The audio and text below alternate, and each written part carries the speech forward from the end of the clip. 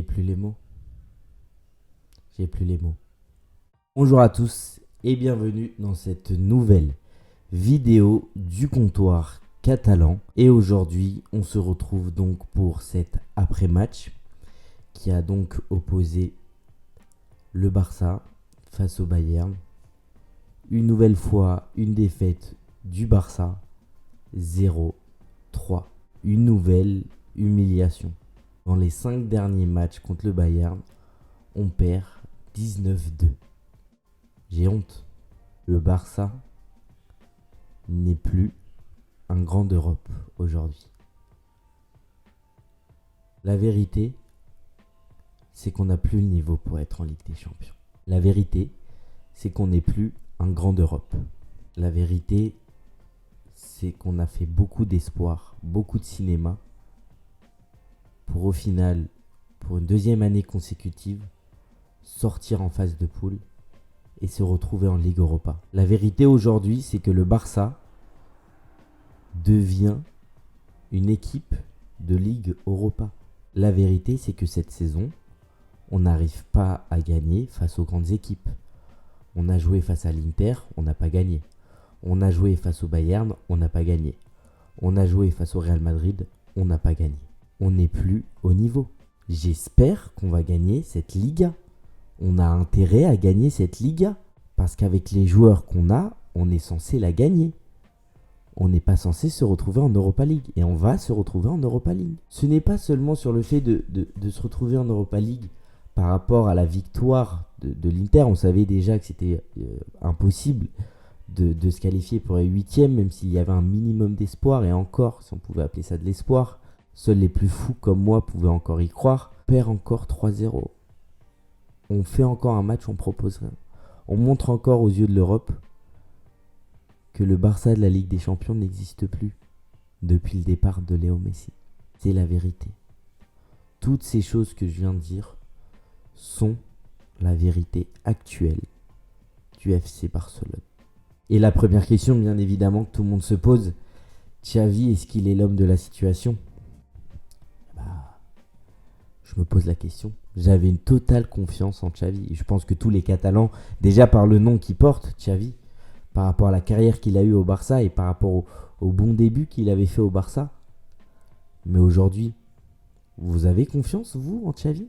Moi, clairement, s'il ne gagne pas la Liga, je ne sais pas si je veux qu'il reste encore. On a fait quoi en Ligue des Champions à part gagner contre Viktoria Pilsen et gagner un match nul contre l'Inter ? Enfin, gagner un match nul, gagner un point. On a fait quoi ? C'était Viktoria Pilsen, donc du coup nos concurrents sur ce groupe.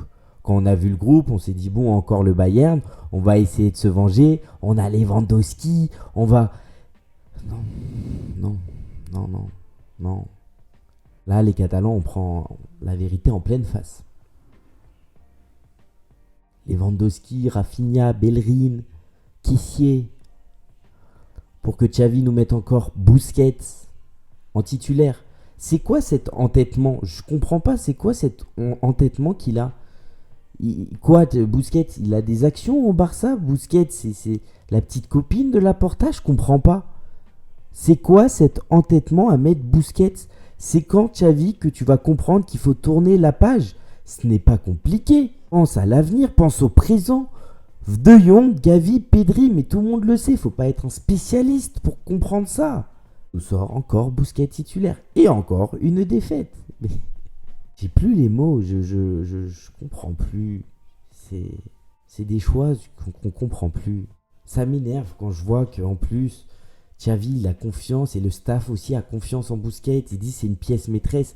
Mais si une pièce maîtresse, tu vois qu'on ne se qualifie pas en 8e de finale avec cette pièce maîtresse comme tu dis, c'est ridicule. Tu t'en rends compte que c'est de la connerie ce que tu dis depuis le début ?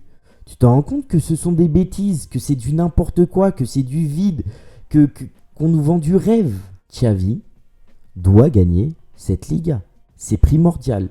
Pour moi, si Xavi veut rester au Barça, il doit gagner cette Liga. S'il ne gagne pas, je ne serai pas contre son départ. Pas contre. Sauf si De Jong, Gavi, Pedri sont titulaires jusqu'à la fin de la saison. Et que là, ça ne marche pas. Là, d'accord, c'est plus peut-être la faute de Xavi. Mais s'il met De Jong, Gavi, Pedri, on ne se retrouvera pas dans cette situation et on gagnera cette Liga. J'en suis sûr. On a compris ce sont quoi les problèmes. C'est Piqué, Busquets, Jordi Alba. Et encore Jordi Alba, au final, ce n'est même plus le problème. C'est vraiment Busquets et Piqué. La Ligue Europa, on va encore voir des matchs le jeudi soir. Mais je veux pas voir du foot, moi, le jeudi soir. Je le vois les mercredis soirs, le foot. C'est pas le jeudi soir. Au niveau donc de la compo que nous a proposé Xavi, en gardien Ter Stegen, à droite Bellerin, qui nous a sorti un match catastrophique. Donc clairement, j'ai la réponse sur ma question. Je ne connais pas le niveau de Bellerin. La réponse, il n'a pas le niveau pour jouer au Barça. Mais on n'a pas le choix puisque Sergio Roberto s'est blessé au bras. Donc du coup, on a Bellerin. Défense centrale, Koundé, Marcos Alonso. Alors je trouve pas qu'ils ont fait un mauvais match. Koundé, moi, j'ai totalement confiance. Il fait partie des meilleurs actuellement. Donc franchement, c'était pas là le problème. C'était une bonne charnière sur ce match qui n'a pas tenu, mais qui a fait un petit peu son taf. On attend tous de voir Koundé à Araujo, ça c'est sûr. Baldé qui a fait un match exceptionnel. Et pour l'instant, je ne vais pas en dire plus, mais il a été exceptionnel. Milieu de terrain, Busquets, De Jong, Kessié. Waouh! Alors là, ce que tu m'as sorti, Xavi, je ne m'y attendais pas. Ok, tu fais pas jouer Gavi. Ok, tu veux faire jouer Busquets. Mais tu fais pas un milieu Busquets, Kessié, De Jong face au Bayern. Non, je suis pas d'accord, non.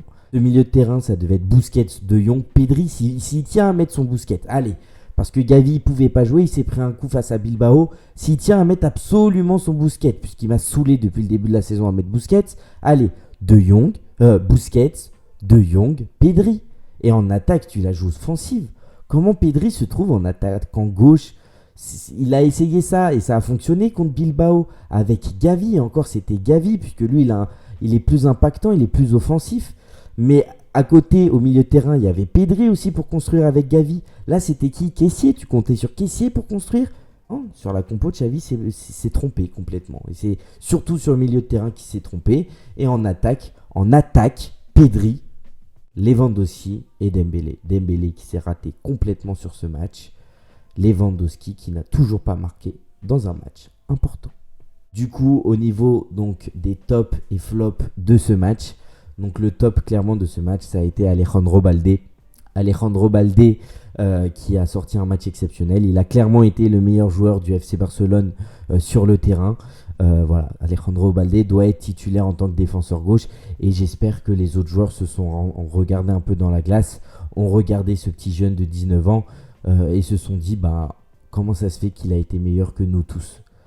Busquets avec son brassard de capitaine qui doit le regarder et qui doit dire comment je peux lui gâcher son début de carrière.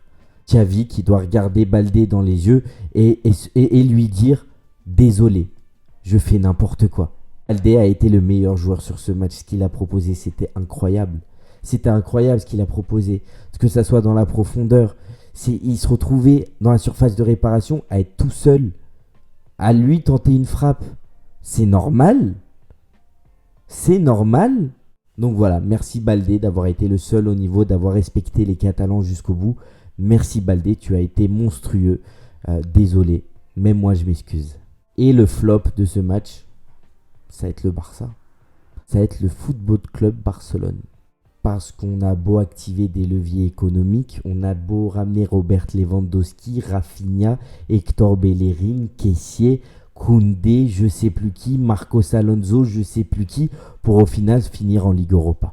Donc le Barça, ce soir, ça a été mon flop. Le Barça m'a déçu. Le Barça, depuis le début de la saison, m'a fait croire des choses qui, au final, sont fausses. Voilà, c'était tout pour moi pour cette vidéo après-match Barça-Bayern. Félicitations au Bayern. Honte à nous au Barça. J'espère juste qu'on va se rattraper en Liga et qu'on va gagner la Liga, qu'on va faire quelque chose en Ligue Europa, parce qu'en plus quand je vois les équipes qui vont avec nous en Ligue Europa, pour l'instant bien sûr c'est pas définitif dans tous les groupes, alors là je me dis pas qu'on va la gagner la Ligue Europa, c'est une deuxième Ligue des Champions, peut-être une Ligue des Champions un peu plus abordable pour nous, et encore. J'espère en tout cas que mon analyse vous aura plu, même si c'était une analyse un peu calme, un peu triste. Voilà, je suis blessé, j'ai honte. Donc je fais quand même cette vidéo parce que c'est ma passion de parler foot et aussi maintenant de faire des vidéos après match. Mais voilà, j'ai honte de mon équipe qui n'est plus une grande équipe d'Europe, qui doit vite se réveiller et qui a intérêt à se réveiller avant que je commence par contre vraiment à m'énerver. J'espère en tout cas que cette vidéo vous aura plu. N'hésitez pas à me donner votre avis dans l'espace des commentaires, à me donner votre top et flop de ce match. Si vous n'avez pas de top, c'est pas grave, je vous en veux pas. Si vous avez du flop, je vous écoute pour toute la liste des flops. Alors là, vous pouvez mettre chaque joueur. Hein. Chaque joueur, ça marche. Alors là, j'ai honte. La Ligue des Champions n'est plus pour nous. La Liga, Xavi, tu dois la gagner. Et surtout, n'oubliez pas, Visca Barça y Visca Catalunya y también Viva España. Ciao.